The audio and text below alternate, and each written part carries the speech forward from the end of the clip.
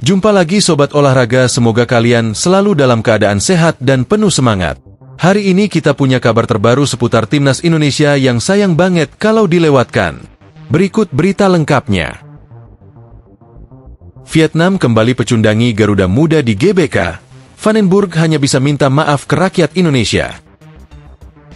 Jens Schraven kecewa walau jadi top skor. Alasan menyakitkan ini bikin dia murung di GBK.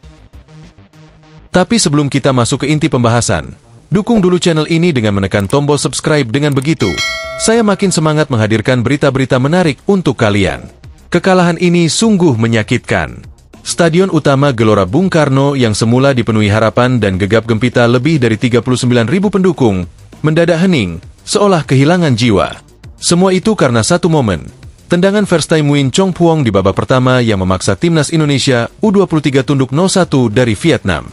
Satu gol yang cukup untuk menghancurkan mimpi seluruh negeri. Bayangkan, ini bukan sekadar kekalahan biasa. Ini adalah final Piala AFF U23 2025. Di rumah sendiri, di hadapan puluhan ribu pasang mata yang berharap, berteriak, berdoa. Namun, Garuda Muda gagal membalas satupun. Peluang demi peluang hadir. Raihan Hanan sempat mencium harapan. Jens Schraven berkali-kali mengintip peluang emas, tapi tak ada satupun yang berubah jadi gol. Bola tak mau bersahabat. Vietnam, dengan segala kesederhanaannya, tampil begitu disiplin dan terstruktur. Mereka tak banyak gaya, tapi mereka tahu kapan harus menusuk, kapan harus bertahan. Dan mereka memanfaatkan satu-satunya celah itu. Sebuah sepak pojok yang seharusnya tak membahayakan, disulap menjadi mimpi buruk. Tendangan first time Chong Phuong menghujam gawang Indonesia, dan sejak itu, segalanya berubah. Gerald Van den Burg, sang pelatih yang baru saja mendapat kepercayaan besar dari publik Indonesia, akhirnya harus menundukkan kepala. Dalam konferensi pers usai laga, suaranya terdengar berat. "Saya mohon maaf kepada kalian semua," ucapnya, pelan tapi tulus. Ia tak lari dari tanggung jawab, namun ia juga tak lupa memberi pembelaan. Sistem 3-4-3 yang baru diterapkannya memang masih dalam proses pembentukan. Dan di laga ini, menurutnya, para pemain sudah berjuang keras untuk memahami dan menjalankannya. Yang paling penting adalah saat kami bermain, pemain mengerti sistemnya. Pemain bermain baik, pemain harus berkembang untuk main di level top, katanya dengan nada optimis, seolah ingin bilang, perjalanan masih panjang. Tapi sayangnya, publik tidak ingin proses di momen seperti ini. Mereka ingin hasil. Apalagi ini bukan kali pertama Vietnam menampar Indonesia di laga final. 2 tahun lalu, 2023, Vietnam juga jadi mimpi buruk kita. Kini, luka itu dibuka lagi. Dan entah kenapa, rasanya jauh lebih pedih. Mungkin karena kita main di kandang. Mungkin karena atmosfer GBK terasa begitu sakral. Beberapa nama yang selama ini dielu-elukan pun jadi sorotan. Jens Schraven yang di laga sebelumnya tampil garang, kini terlihat seperti kehilangan ketajamannya. Raihan Hanan yang biasanya brilian dalam pergerakan, terlihat buntu di lini depan. Bahkan pemain-pemain sayap seperti Kadek Arel dan Zaki Ashraf tak mampu menembus lini pertahanan Vietnam yang solid. Lalu, muncul pertanyaan besar, kenapa Timnas U23 sulit mencetak gol, padahal memiliki lini serang yang cukup potensial? Van den Burg menjawabnya dengan lugas. "Pertanyaan buat kami adalah bagaimana caranya mencetak gol lebih," katanya. Jawaban sederhana, tapi menyimpan kompleksitas luar biasa.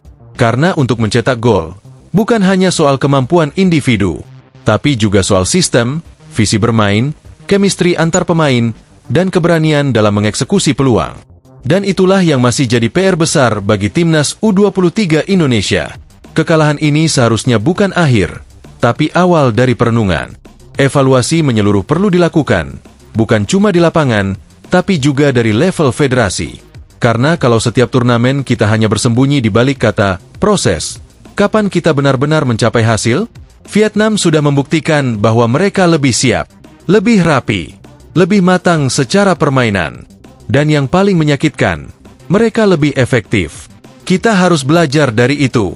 Belajar untuk tidak hanya menjadi tim yang penuh semangat, tapi juga penuh akal dan eksekusi. Kini Garuda Muda harus kembali bangkit.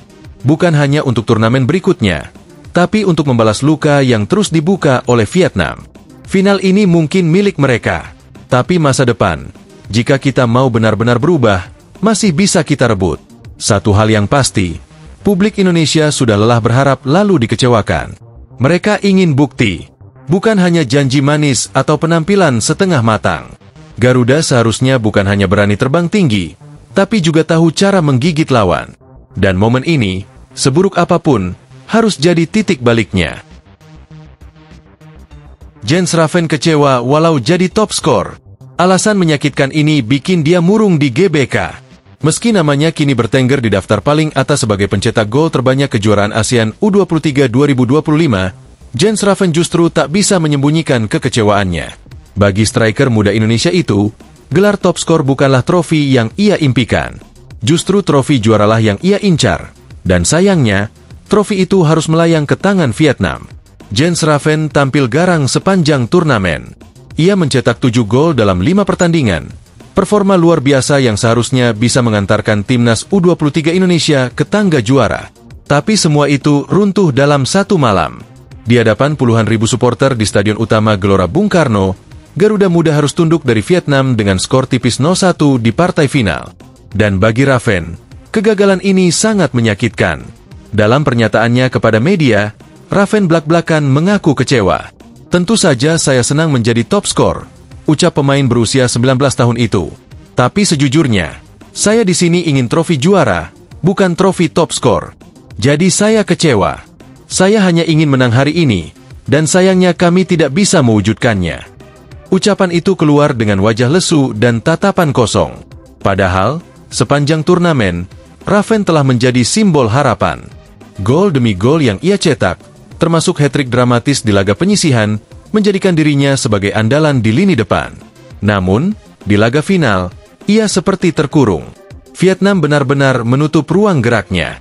Lapang Bola mencatat bahwa pada laga final, timnas Indonesia hanya mampu melepaskan 7 tembakan. Ini adalah jumlah paling sedikit selama turnamen, jauh dari rata-rata 17,25 tembakan per laga di 4 pertandingan sebelumnya. Artinya, bukan cuma Raffen yang kehilangan sentuhan, seluruh tim seperti kehilangan kreativitas. Raffen sendiri mengakui betapa sulitnya menembus pertahanan Vietnam. Mereka bermain sangat kompak di belakang. Sangat rapat. Sulit sekali buat saya dapat bola atau punya peluang di depan gawang, ujarnya. Jadi ya, begitulah adanya. Bagi Raffen, kekalahan ini terasa semakin menyakitkan karena memupus harapannya untuk mengangkat trofi bersama tim nasional dalam 2 turnamen berturut-turut. Tahun lalu, ia menjadi bagian dari skuad yang menjuarai kejuaraan U19 di Surabaya. Harapan untuk mengulang sukses itu kini sirna, meski status top skor kini disandangnya. Namun, Raffen tak tenggelam dalam kesedihan terlalu lama. Ia langsung mengalihkan fokus pada target selanjutnya, membawa Indonesia lolos ke Piala Asia U23 2026. Turnamen ini akan digelar di Arab Saudi, dan untuk bisa tampil di sana, Garuda Muda harus melewati babak kualifikasi yang akan digelar di Sidoarjo. Di babak kualifikasi nanti, Indonesia tergabung di grup J bersama Korea Selatan, Laos, dan Makau. Grup yang tak bisa dianggap mudah, apalagi dengan kehadiran Korea Selatan yang merupakan salah satu kekuatan utama di Asia. Namun, Raffen tetap percaya diri. 100%, tidak diragukan lagi. Tegasnya, ketika ditanya peluang Indonesia untuk lolos ke putaran final. Hanya ada 11 juara grup dan 4 runner-up terbaik yang akan lolos ke Arab Saudi. Itu berarti Garuda Muda tak boleh lengah sedikit pun. Setiap pertandingan di kualifikasi nanti akan sangat menentukan. Tapi dengan semangat juang yang sudah ditunjukkan selama ASEAN U23, banyak yang percaya bahwa Indonesia bisa bangkit. Raffen pun jadi simbol harapan itu. Meski kecewa dan sedih, sikapnya yang langsung fokus ke turnamen selanjutnya menunjukkan kematangan emosional. Usianya baru 19 tahun, tapi pikirannya sudah dewasa. Ia tahu bahwa sepak bola tak melulu soal kemenangan hari ini, tapi tentang bagaimana bangkit dan terus berjuang. Kini publik menantikan bagaimana aksi Raffen di kualifikasi nanti. Mampukah ia kembali jadi mesin gol yang mematikan? Akankah ia mampu memimpin rekan-rekannya menembus dominasi Korea Selatan dan membawa Indonesia ke panggung Piala Asia U23? Satu hal yang pasti, Jens Raffen tak akan menyerah. Dan walaupun malam final di GBK jadi mimpi buruk, langkahnya belum berakhir. Bahkan, mungkin ini baru awal dari kebangkitan besar seorang Jens Raffen, top skor yang lapar akan trofi sesungguhnya. Nah, itulah pembahasan kita kali ini. Semoga bisa menambah wawasan dan memberikan informasi yang bermanfaat untuk kalian semua. Jangan lupa terus dukung channel ini dengan like, share, dan subscribe agar kami semakin semangat menghadirkan konten menarik lainnya. Sampai jumpa di video selanjutnya. Tetap semangat dan dukung terus sepak bola Indonesia. Terima kasih.